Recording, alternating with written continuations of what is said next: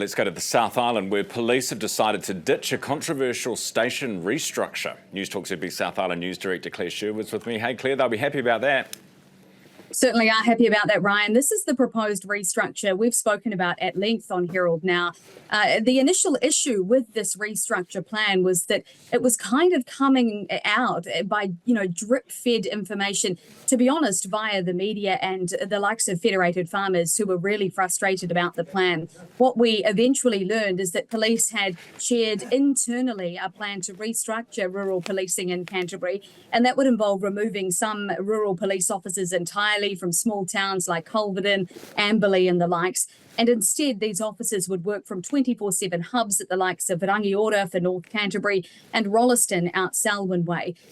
Over time, as the media continued to cover the story, we then learned that there was a plan to extend the restructure to things like halving the number of police that would be stationed in our schools, with a focus on education and trying to get young people on track.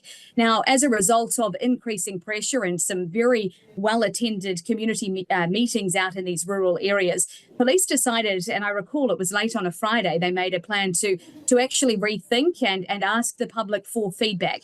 Needless to say, that feedback was, it was heavy. There was a lot. There was more than 1,000 submissions came through, with people really frustrated about the idea of losing local cops, etc.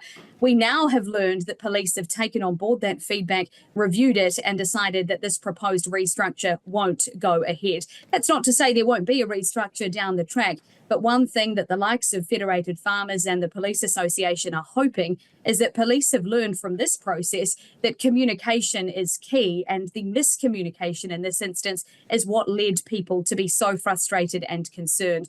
Police Association says that they hope that in future there will be greater public consultation and information shared, while Federated Farmers hopes that other district commanders elsewhere in New Zealand look at what's happened here, at the public response, and rethink any plans that they may have. They say that the rural community and rural New Zealand simply won't take these kinds of things sitting down. No, they certainly won't. Read the room, basically, is the message, isn't it? It's sad, though, because at the same time they get this win, the rural community, they're also taking or cutting back on some of the post deliveries. Very quickly, Claire, DoC has said that a little blue penguin has died in Oamaru. Do we think this is like someone's killed the penguin? What's going on?